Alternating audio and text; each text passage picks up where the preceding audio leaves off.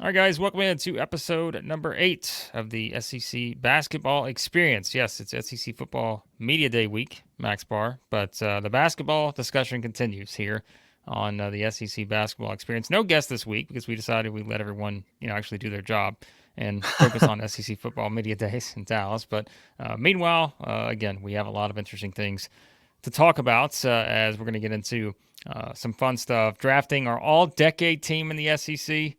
This is going to be a fantastic exercise. We're going to do our trivia as usual. Guess the starting lineup. The Texas Longhorns are your featured attraction this week. We'll do our coach quotes. Who said this, Max? We'll find out. And then we'll make our one bowl prediction for the upcoming season. You excited, Max? You excited about this draft? Because, usually when we do drafts here at Southeastern, I may have said 16. I may have said 14. It's 16, by the way, in case you haven't. It's going to happen. It's going to happen. It's going to happen. Usually when we do drafts, I mean, we know who wins. So are you ready for this all-decade draft? That was good. I wasn't expecting that. Just asking. Yeah. I already know that because we're doing a five-man team. Set the parameters here. Let everyone know how we're doing this, with the criteria, all that. We're doing a 5-man starting lineup with a 6-man off the bench. So a 6-man SEC all-decade team. Go back 10 years, take your draft. All I got to say is my team is going to beat Blake's team. But first, we got to remind you. Yes, we do have to remind you. Not that I'm going to beat Max. We have to remind you of other things. And I'm glad Max set that up because, as always, I am the person lagging behind when it comes to telling you about our friends at BetOnline. Because BetOnline, the world's most trusted betting platform, and your number one source for everything online sports betting. Right now, you can receive that 50% free bet of up to $250 on your first deposit to bet on anything from the Olympics to baseball to Formula One racing. It's all there. BetOnline has every stat, matchup, live odds, spreads. You can go check all that out while the games are being played. When it's over, you can head to the online casino and get it on a game of blackjack or poker, unwind. Over 150 slots games they have there, so you can check those out. All you got to do is head to the website today to get on the action. Use that promo code BELIEVE, BLEAV, for your 50% free bet credit on your first deposit up to $250. Bet online. The game starts here. All right, Max, it's draft time. Now, we're going to do this just, alternating, right? We're going to do this snake edition. I don't want to, let's just alternate. So we got to figure out, though, who's going to get the first pick. So we're going to go to the trusted system that we've always used here to try to figure out who's going to get this. And so I'm going to pull it up on the screen. This may mess up your graphics, but it's okay. Don't worry about it. Some people are listening anyways. But I'm going to pull this up on the screen, and we're going to make sure we use the honor system here. I will be heads, you can be tails. All right? Okay. Heads and tails. I'll be heads, you be tails. Don't worry about the graphics getting messed up and all that right now. All right, here we go. We're going to flip the coin. Heads or tails. First pick. Oh, man. All right, so if you're listening on audio, you can probably understand that I did not win the coin toss. That was Max Barr winning the toss here. So you get to go first with the first pick for the all-decade team from 2014 to 2024. Only players who played in those ranges are available to draft our all-decade teams here in the SEC basketball. And we're gonna test the limits here of the decade with our first pick. We're gonna go back to 2015. I know where you're going. And we're gonna slot this first pick into our 4 spot. We're going with Karl Anthony Towns. The 4? He's playing the 4? Yep. Wow. Okay. Yep. You must have a pretty ambitious lineup then if Karl Anthony Towns. That means you got somebody in mind for the 5. Probably Janai Broom, but I might take him before you get there. I don't know. All right, so Karl Anthony Towns was, as we know, just an absolute stud at Kentucky. 2000. That was the Kentucky team, 38-1. Yep. If you look at KenPom, KenPom's top 5 players from the 2015 season, all 4 of them from Kentucky, top 4 players from Kentucky. Karl Anthony Towns, Willie Cauley-Stein, the Harrison brothers. Then you had Bobby Portis from Arkansas as number 5 player. But worth noting, he was a beast, and so I can't deny that because he was the first person I had on my list. So I'm not shocked that you went there. with Karl Anthony Towns. All right, well, you're starting big. And my goodness, again, just so everyone knows, my short list, remember, we're drafting 6-man teams here. My short list has 24 players on it. And this was just like the first go around. So somehow I have to narrow this down. Well, again, there are a lot of good options here, and I think there's a lot of good big men. Just a lot of, I think there's a lot more actually. I think the front court's a little more loaded than the back court on the list that I have. So I think that's something that is at least worth noting here as you look at this. But man, gosh, there's so many good players, and it's like, where do I want to begin? Because this is where I don't have the advantage of having the first pick. You do, and so that makes it a little bit tougher. But got to go with your gut. You do, and man, I was so set on having Karl Anthony Towns as my first choice, but nope. I am gonna go with. I mean, another guy that, quite frankly, I feel okay going this route. You've got your big man, so therefore I'm gonna take my big man, and I'm gonna go Oscar Tshiebwe. He was on my list. So you're going for the rebounding. I'm going, yeah. So I have a thought here to how I want to construct my team, and so I'm going with any shot that your team misses, I am guaranteed to get the rebound.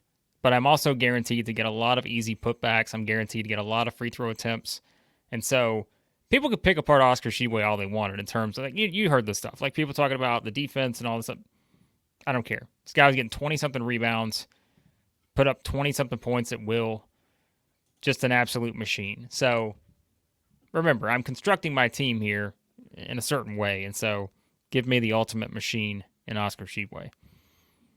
Okay. I'm going to stick to my plan. I am going to place this sniper at the 3. I'm going Brandon Miller, 2023. He was in consideration for the number 1 pick for me. Now I've got Cat at the 4 and Brandon Miller at the 3. We're going for some size here. Interesting. Very interesting. All right. Well, then I'm going to pivot away because he would have been my second choice. I'm going to pivot away from him, and I've got Tshiebwe. I'm going to take this guy, which, again, I'm going for pure talent here. Okay. But he wasn't, I think in some people's mind, he was not the greatest defensive player at this particular school. But he wound up being quite a defensive player in the NBA, winning defensive. Or what, did he ever win Defensive Player of the Year? No, maybe he finished second. I don't remember if he won Defensive Player of the Year. Oh, no. Give me Ben Simmons. Oh, I was not thinking Ben Simmons. Well, who were you thinking of? Oh, I know who you're thinking of. But give me Ben Simmons. By the way, if people are going to question the Ben Simmons pick, that LSU team was not very good. I am well aware. But they went 19-14, so let's not lose our minds too much on that. But they also lost 71-38 in the SEC tournament. I was sitting there courtside to Texas A&M, and it was just a brutal performance. However, let's remember this. Ben Simmons was 6'10". If you look at kind of the numbers, scoring machine, rebounding machine, steal machine, guy did everything. He didn't shoot. He shot 1 3-pointer in his he shot. Hold on. No, I'm sorry. He shot 3 3-pointers in his career. But as you can tell, I'm not going for shooting with my first 2 picks. So there's plenty of shooting available. I'm not worried about the shooting just yet. So now you have got Tshiebwe and Ben Simmons. Mm-hmm. Okay. All right. Man, that's a look. Let's also say this: there are going to be a lot of great players left off here because we've capped this at 6 apiece, and I could craft 4 different lineups that are going to be completely different than the one I'm crafting here, and I'd be okay with it. So, just saying that. Okay, so I'm pretty confident in this pick. I'm going to go. This is going to be my point guard. I know. I'm going SGA. Oh, Really? Yep. Okay. Yep. I was thinking it Yep. was going to be another Kentucky player, but okay, that works. Gilgeous Alexander, welcome to the squad. We're keeping the size. We're going with Mm, 6'6" at point guard here. So now I got SGA, Brandon Miller, and Cat. interesting. Yeah, you've definitely got size on this team. Oh yeah. So I mean, I do too. I've got Ben Simmons playing the 3 at 6'10". So let's not kid ourselves here. So yeah, so okay, I'm okay with that. Now I've got a decision to make because I thought you were going to take another Kentucky player, but I'm down to 2 here, and it is going to become, I'm getting a little Kentucky heavy, but let's call it what it is. Earlier in the decade, Kentucky they were Kentucky for a reason. Yeah. But I've got to decide between 2 guys here, and I can't figure out which one I want to take. Because man, you know me, like I'm all, give me the guy that just does everything. Yep. And there is a certain guy on this list that I'm like, but gosh, this other guy could score with the best of them. Oh man. I mean, I've got scoring. I've got Ben Simmons. All right, so you're kind of going defensive minded too. I think this game we're about to play is going to be a little ugly.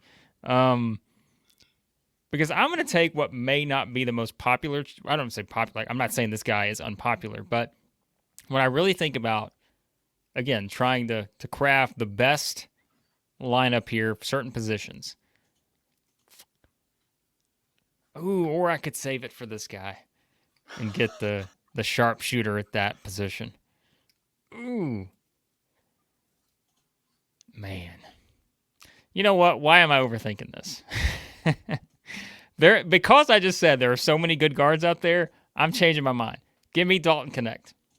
Oh, that was my next pick. Dalton Knecht and Ben Simmons. I don't know if there are enough balls to go around, but I don't care. I'm willing to take the shot. That now I've got Dalton Knecht at the 3. I've moved Ben Simmons to the 4, Oscar Tshiebwe at the 5. Good luck. Okay. Jeez. I needed that shooting. Darn it. Plenty of places to go for shooting. All right? I know. Oh man, I had him penciled in. I had him on the phone. We were finishing up our conversation. Well, listen, there was a scenario where I was going to take Dalton Knecht and Brandon Miller. It didn't work out that way, but I was thinking, you can't stop me if I get Dalton Knecht and Brandon Miller. So Okay. We've got the front office, quick pivot in the front office, the draft room, the war room. Mhm. We're gonna grab our center. We're gonna grab Bobby Portis. Bobby Portis, as I mentioned him earlier, he was that year that Kentucky went 38-1. Like he just seemingly an afterthought to all the Kentucky stuff, but I went back and I looked at his numbers. Ooh, machine. Yeah. Yep. That's so a good pick. I got SGA, Brandon Miller, Cat, and Bobby. I feel like we should have expanded this to 10 because I'm like, how am I going to leave some of these guys off of here? Oh my. All right. So, oh man. It's like there's so many guys like I know I'm going to leave off. I'm like, I don't want to leave them off though. But I may have to do it. All right. So let me go back to here because I'm deciding between. I'm glad you went big because I don't really. All my big men are set. Now I need some guards, so at least I've got a good choice here in terms of the potential of what I could use. All right, so there. Gosh, he was so good, but I think there's another guard I like better. Yep. All right, so I'm gonna go back to. Am I gonna go 2017 or 2016 here? I'm gonna go to 2000 and see. I think there's a trio of guys here, but there is one that I just like better than the others. He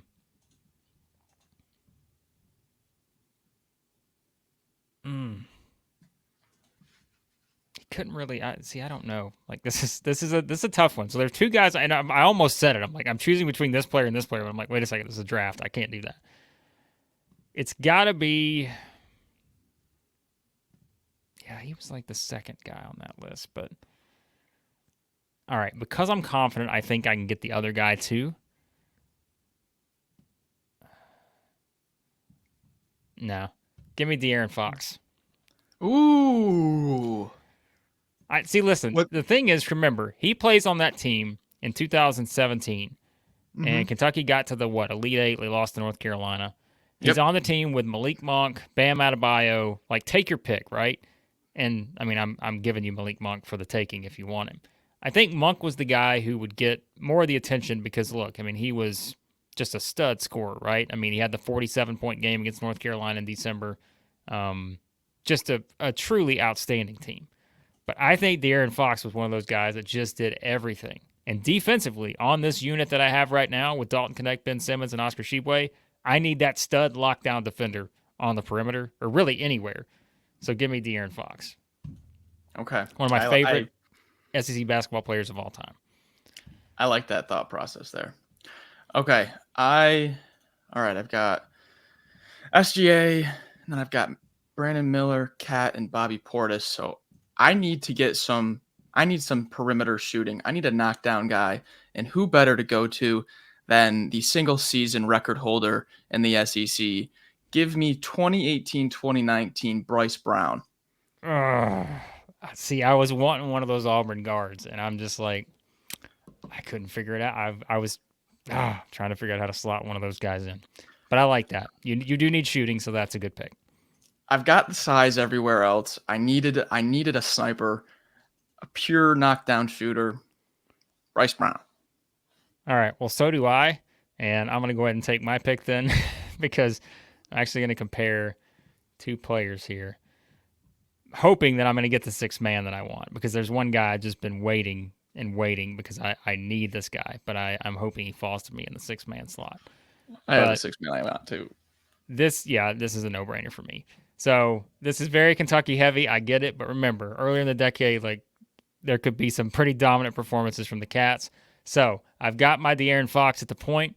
I don't need him shooting a lot of threes because instead, another Kentucky player is going to be shooting a lot of threes. Jamal Murray I is knew it. the person I'm plugging in at the 2 spot.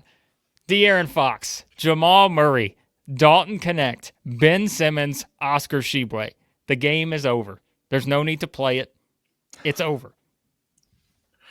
Well, until you get out to a 10-point lead, and then my sixth man comes in off the bench.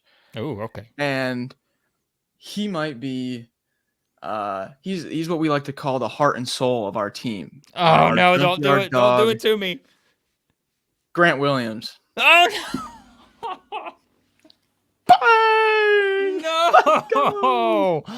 Oh, man, you are the worst. Boom. You are just the absolute worst. I sat back here knowing that you were never going to take Grant Williams because I was just waiting to say, this man in no way, shape, or form deserves to be the sixth man. But I was just waiting, going to give him this. I had his long speech prepared. Oh, my goodness.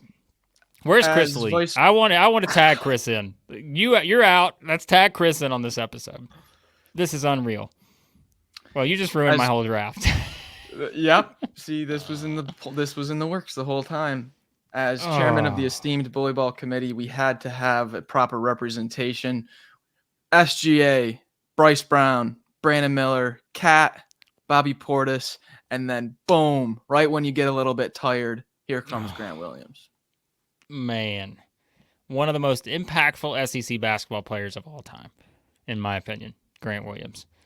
And I know Tennessee fans are thinking, why didn't I draft him in my starting lineup? I get it, but I was trying to fill certain spots knowing that I was going to get this guy, and then Max steals him right out from under me. Okay, well, that changes things because I really wanted my sixth man to be like the, I don't even know what you want to call him, right? Just sort of the do anything type guy. So, therefore, because I now have a replacement and I have someone who can rival Grant Williams, because this guy to me was somewhat of a similar mold, and I am absolutely leaning in on it. So you took Grant Williams. give me the stud. The guy who took this team all the way to the Final Four. An unbelievable run that this man went on. So because I give you all that spill about wanting Grant Williams, I had a backup. And he's there for the taking. Sindarius Thornwell, the South Carolina Gamecocks, an unbelievable season that he had in 2017. And just keep in mind, Max, in 2017, if we go to the KenPom comps, do you want to know who 2017 Sindarius Thornwell was compared to? 2015 Buddy Hield. No way! Your guy. So that's my favorite player of all time. Well, and I think that was it kind of the year before. I mean, he was doing it the year before too. I mean, he was stud the year before, but like his third year obviously was his best season, Buddy Hield at Oklahoma. But tying it all together, 2016 Buddy Hield is the year that he went berserko. Yeah. So it was the year before, but Sindarius Thornwell went berserko in 2017 to lead the Gamecocks, and Frank Martin all the way to the Final Four. I wonder who they beat in the second round. I know exactly who they beat in the second round. I think you do too. They beat Wait, so real quick, I've got 3 guys that just missed the selection. They're on the waiver wire at the top of my waiver wire. Okay. Fits the bill for the rest of the squad. I had Tari Eason and Janai Broom. I really liked Tari Eason at 6'8". I was going for that size. I wanted a big team. I wanted a really big team. And then obviously Janai Broom, I wanted to pick Bobby, but I liked the 5-man who had a really developed offensive game. So all right, so some of the players, again, I'm not going to read off my full list, but actually I will, just for the fun of it. So some of the players that are on my list that were not drafted. I mentioned Malik Monk earlier, absolute stud scorer, could have been I could have made an entire Kentucky team if I wanted to. Again, mostly, other than Tshiebwe, sold on the earlier part of the decade.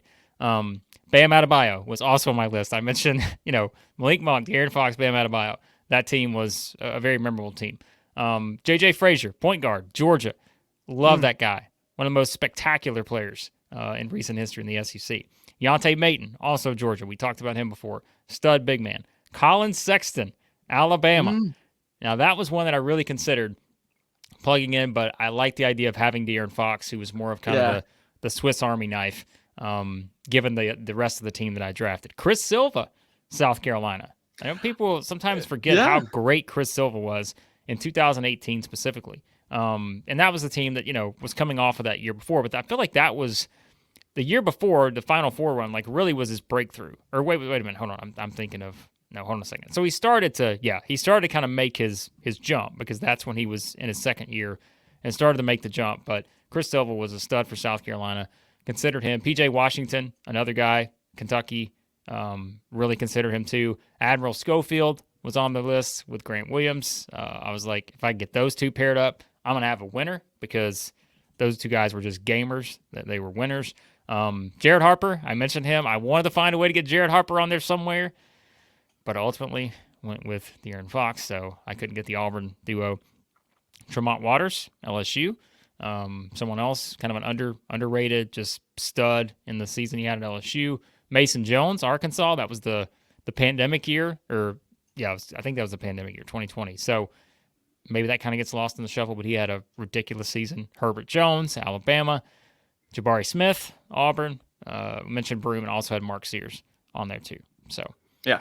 But Max, now that we have wrapped up my team securing at least a 25-point victory over your team in the SEC basketball all-decade draft, we'll let the people decide, as always. Yeah. You guys let us know what you think.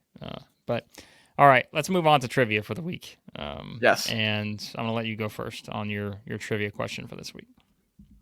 Okay, so mine is I found this while I was looking for what I'm going to be presenting in my Who Said This segment. So kind of multiple trivia here. Okay, so an athletic director, I'm not going to give you a specific year, but let's say within the past 5 years, an athletic director said he and his staff spoke to several candidates for the job opening, but one specific candidate made an impression, and this was the quote from the athletic director. When you get the right one, when the interview's over, you just all look at each other and no one says a word. You just know he's the right one. This was a coaching hire made in the last 5 years. Who was this school? The athletic director said this about this new coach. You have a few options. Repeat it one more time. I want to see if I can get the tone here. When you get the right one, when the interview's over and you just look at each other and no one has to say a word, you just know he's the right one. This is the athletic director talking about his, staff after they met with this head coach. They knew immediately he was the right one. Interesting.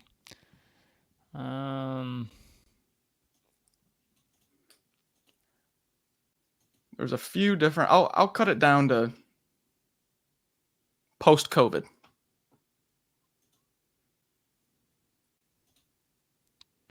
Todd Golden. How'd you know?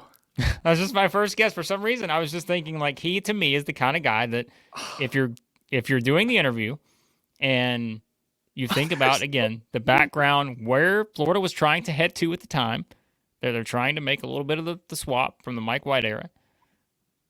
That was the first. I looked through the teams. I'm like, that's the first one that came to mind. I mean, it helped when you said post-COVID because post-COVID eliminated the Oates, Musselman, guys like that. So I'm like, so to me, I was like, that sounds like, who was it? Scott Strickland, right? Is that the athletic director? Yeah. Yeah. I was like, it sounds like, yeah. There you go. I thought for sure you were not getting that. Hard. Mm-hmm. You're welcome. All right. Well, I'm on a roll here. I don't think I've missed a question in months at this point. I gotta dig deeper. All right. So you brought up the 3-point thing earlier, right? You brought up Bryce Brown, being the guy that holds the record for most made, and it ties into 2019 as well. That was the season he did it. But you also, I think, gave me a kind of a trivia question on that regarding 3-point percentage and all that at one point. But who holds the SEC record? And you can even just name the team if you want. Who holds the SEC? When you realize who this is, I know what your reaction is going to be if you miss this. But there is a tie-in here. But who holds the record for most 3-point field goal attempts in a single game in SEC history? Most field goal attempts? Most 3-point field goal attempts in a single game in SEC history. All right, I've got 3 names that come to mind right away. All right. The recency bias in me obviously says Josh Hubbard and Wade Taylor. And then if it's not those two, the name that comes to mind the first is Marshall Henderson. Well, is it any of those 3? You were much closer on the Marshall Henderson because he is actually second in SEC history in 3-point field goal attempts per game. Marshall Henderson attempted 23. Now, keep in mind, too, I want to say this quickly because someone may call us out on this. I'm looking at the SEC basketball record book going into last season, but I don't remember anyone shooting 23 or more 3-point attempts last season. So that's just worth noting here. But Marshall Henderson attempted 23 against Oregon in 2014.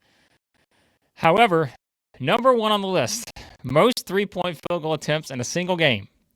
This player did it against North Texas in 1999. Who did he play for? He played for the Arkansas Razorbacks. And what was that man's name? The shooter, Pat Bradley. 24 3-point field goal attempts in 1999. Pat holds the record for Arkansas as well. Chris Jackson, of course, LSU, multiple number 20s, but I think that was, what was that? There's a caveat there. There's an asterisk. I'm trying to think of what that would be. That was before, I don't remember exactly. Chris Lofton had 20. Marshall Henderson's on there 3 times. Bryce Brown had 19 against Ole Miss in 2019. But Pat Bradley at the top. So there you go. Man, I thought I would not have said Pat. I would have said Marshall had to have it. So Marshall Anderson did 23, and you said he did a few other times? He's on the list a couple other times in the top 10 or whatever it is. Yeah, 19 multiple times. He did it against Tennessee and Mississippi State in the same season. He attempted 19. Yeah, That's just phenomenal. and then 23 against Oregon. So there you go. But, Gotta love it. all right, Pat, if you're listening, send all your Max Barr, whatever Yeah. is. Find him on Twitter. You got me. Just let him know. All right, let's go to guess the starting lineup. We're doing the Texas Longhorns here. I think we talked about Texas last week. I think that was one of my predictions, right? You can tell I'm really keeping up with these. I said I thought Texas would get to the second week in the NCAA tournament, I think. And the reason why is because we really like the roster. They brought in quite a few transfers, but yeah, like they've got some interesting depth, I think, on this roster. And so, as always, Max, we're starting with the 100% certain locks. I think Tremont Mark's in there. I think Arthur Kaluma's in there. Caden Shedrick's in there. Yep. So we're pretty confident in those three, right? And I think you're going to assume Trey Johnson's in there as the stud freshman. Yeah. We said before we started recording, we were like, this might be kind of a difficult one. I don't think so. I think this one's going to be pretty easy. And I think you got to have Jordan Pope. Yeah. I think that's pretty clear, right? Yeah. Because if it's not those 5 that you just listed, the guys that could potentially be be in a high minute role, you'd have Julian Larry, the Indiana State point guard transfer. He was, I believe, multiple time all defensive team. So very good defensive perimeter guard if they're looking to, beef up the defense a little bit. Chendall Weaver, he's listed at 6'3". He plays like he's 6'7". He's one of those guards that really plays big, good rebounder, good perimeter defender, lengthy. I really like Chendall Weaver. And then Jason Kent, the other Indiana State transfer, really good offensive rating, great offensive profile. He was slotted in at the 4 before Kaluma got there. But yeah, I think other than that, it's pretty clear cut who the big name guys are here, Blake. Yeah, I'm curious to see if one of the Indiana State guys gets in there. Yep. But I mean, again, it feels pretty clear. Like you said, I don't have we're talking confidence in certain lineups. Like this one would be pretty high for me. I think this is like a 90%. Maybe that's too high, but yeah, because again, I think we're pretty set that I just don't know how any of those other guys get slotted out of there based on, like you mentioned, unless Kent slots in, unless Larry slots in, maybe. But Jordan Pope, we know what his numbers were last year. I don't think you're bringing Trey Pope not starting. I can't see it. Yeah, well, you don't bring Trey Johnson in and sit on the bench. No shot. Tremont Mark's not sitting on the bench. Kaluma was brought in for a reason. We said he may have been the missing piece. And then Shedrick speaks. Yeah, so I think that's it. I'd be stunned if it's not those 5. Yeah, I am locking it in with one of our higher confidences on doing these guess the starting lineups. Jordan Pope and Trey Johnson kind of rock that backcourt together. We know what Mark does in that wing and mid-range role. Kaluma and Shedrick. I'm locking it in. Nothing further needs to be said. We've locked in. So Texas, there you go. One of the highest confidences, maybe one of the easier ones to predict. And of course, you know what's going to happen. 3 different guys. And that's not a bad thing. That's not a bad thing. It's not. That's good. No. So yeah, you know exactly where this team stands. So yep. All right, moving on to who said this, Max? One of our new favorite things here. And I'll let you go first because you said there was kind of a tie-in to the previous segment, and so I'm curious what that looks like. Well, there wasn't really a tie-in. It was just when I was looking through my coach quotes, I had found that, and I was like, ooh, I wonder if he's going to be able to guess who this was. I thought not. Was very wrong. But let's see if you can get this one. All right. So here's the quote. I've been to like 24 Final Fours. I was drinking draft beer in the lobbies, but I've been to the Final Four. I'll repeat it. That's great. I've been to like 24 Final Fours. I was drinking draft beer in the lobbies, but I've been to the Final Four. All right. So Well, so to me, this immediately eliminates guys who have been to the Final Four, I would think. No. Well, see, that's a weird quote then. That's a weird way to phrase it for this. It'll this make coach. sense after I explain it. Chris Beard. What the heck? I mean, to me, Chris Beard is just the kind of guy where I'm like, if you're talking about someone's going to have a quote like that where he's saying, I've been to Final Fours, then add a little quip somewhere about drinking draft beer, my first thought was Chris Beard. That seems like his personality. So yes, it Let's was. go. I mean- it was Chris Beard on the SVP show after the Elite Eight win, before his Final Four game, which was his first ever Final Four as a coach with Texas Tech in 2019 when they were playing Michigan State. Chris Beard was asked about his Final Four experience, and he came back with that funny joke about he's been to the Final Four a lot, but he was drinking beer. Yeah, Chris Beard. I don't know how you got that on the first guess. Jeez. Well, there you go. So I'm on a roll here. My all-decade You are team on fire. is minus 19, the starting line against your all-decade team. I got that one right on trivia. Who said this? Let's see if you can pick things back up, because I'll give you two choices here, okay? You can have a current quote, or you can have a quote that's not current, meaning it may go back 5 years, 10 years, whatever. Or you can have one that is very current to this season. Which Definitely current. Definitely current. Jeopardy. Okay. Now, I will say, like, the one I have also, I'll save this for next week. It is from a coach who is still in the league, but it just is a little bit older.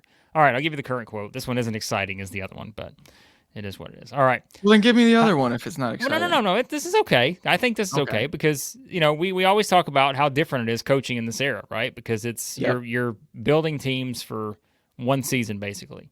So I think this is interesting for that reason. All right, quote, "There's a sense of urgency of the challenge of dealing with one-year teams. I love it because it is challenging us as coaches to be more concise, efficient, and direct and make much more progress every single day. A word can't be wasted. A moment of practice can't be wasted because every second is so valuable. It's challenged us to be better coaches, and I love that. It's an incredible challenge." A lot of challenges in here. "It's challenged us to do things that we've never done before, be more efficient than we've ever been before, and it's really exciting. The challenge of sports is what drives you." A lot of challenges in there. Who is a guy that will definitely say something like that? Sounds like Rick Barnes. Incorrect. It is not Rick Barnes. It is a coach who quite literally is crafting a one-year team from scratch. And that is none other than the Pope himself, Mark Pope. Oh. So he was asked about that. So that's actually very recent. That's like from this past week, I think. So no way. Yeah, very recent quote. I don't remember the exact context, but he was asked about, just the challenges of building this completely new roster and all that. So embracing the challenge. Yeah. So I thought it's interesting because, again, coaches have different thoughts on this era and all that. Yep. So it's interesting. So Pope's leaning into it. Leaning into it. He's good with it. So, yep. Okay, we wrap up with this abbreviated episode with our bold predictions. I'm going to just go ahead and tell you right now, mine is not going to be very bold, but I'm going to let you go first because mine is not going to be the most exciting. Nice. Way to Listen, we said some of these are not going to be very, we're doing this every week. We still have, 12 weeks before the season even starts, maybe longer than that. So, we're coming up with a lot of predictions here. So some of these are not going to be as exciting. Yeah. But, okay. So mine, I actually put a little bit of some of these I've just been personally, I hope this happens. And so I'm bold predicting it, but I actually put a little bit of research into this one. I'm going with my bold prediction that Kirk Kriisa is going to lead the SEC in assist rate next year. And now I say that because of, wow, that was a great lead in because of Mark Pope. Funny how that works. When you look at Pope's lead ball handler last year, Dallin Hall finished 4th in the Big 12 in assist rate. But I mean, you were playing a game against some ridiculous point guards. DeJuan Harris, you've got some really high assist rate point guards in the Big 12. When you look at the SEC next year, of course you got Zeegs, but other than that, there's not a Zion Poland who's gonna like break the school record for assist to turnover ratio. So I was thinking, well, geez, if Mark Pope usually has his lead ball handler rating real high in the conference in assist rate, well, who other better to do that than Kirk Kriisa, who's been top 10 in his conference every year he's played. So I'm making a bold prediction that Kriisa is going to have the number 1 assist rate in the league next year. I know it's controversial. People are probably going to say, no, it's going to be Ziegler. Bold prediction. I like that. That's bold. As these should be, because they're labeled bold predictions. However, I guess mine could be considered bold. I was just going to say my bold prediction is that Dalton Knecht scores 35, and my all-decade team wins 128 to 92. But I won't go with that. We already have that set. So instead, I'm going to give you this one. And again, maybe bold not. You and I have listed our individual rankings that we're putting together for whenever we do our rankings video for our summer SEC basketball rankings coming soon. And one of the things I said when I listed my rankings, I said, man, it's really hard to figure out where to put these teams, especially the ones that are near the bottom of a certain tier, because I'm like, they feel like tournament teams to me. And so, because I said I could legitimately probably see 13 of the 16 teams, and I won't tell you which 3 are not in that category, making the NCAA tournament. I am not going to say that 13 make the tournament. Instead, I'm going to take it down a couple notches and go a little bit higher than probably most people think, because right now I think 9 or 10 is the number for most. I'm going to say 11 SEC teams make the NCAA tournament. And again, I don't know how bold that is depending on what you think, but I don't think it's that unreasonable because, like I said, I could certainly see a scenario where it is like it's so hard to just.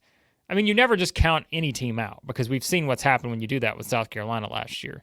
Like, hopefully we've all learned our lesson.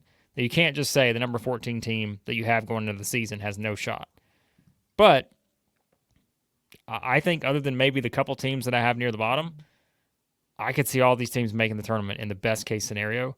And so, for that reason, give me 11, the SEC. Blake, I will...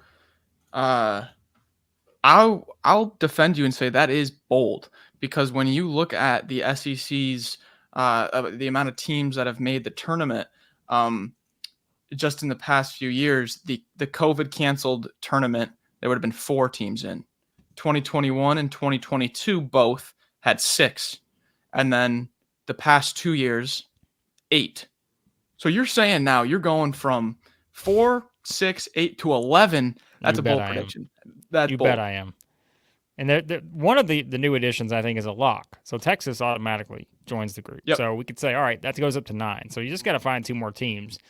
Now, by process of like conference records and such, I'm not great at math. And I think in that scenario, you're definitely looking at like an 8 and 10 team getting in. Like, yes. But we've seen that. But it's happened the past. I mean, we've seen it before. So it's not like this is. I mean, it's happened the past. Mississippi State and Arkansas were both 8 and 10 last year, right? Or the year before? It was a Mississippi State was 8 and 10, and the year before that, Arkansas was 8 and 10. Both made the tournament. Yeah. So you had. So I mean, and the league only gets stronger. So I think I'm going to give it a shot. We'll see if that happens. I like it. It's unlikely, but it's bold. Maybe, I like it. I don't know.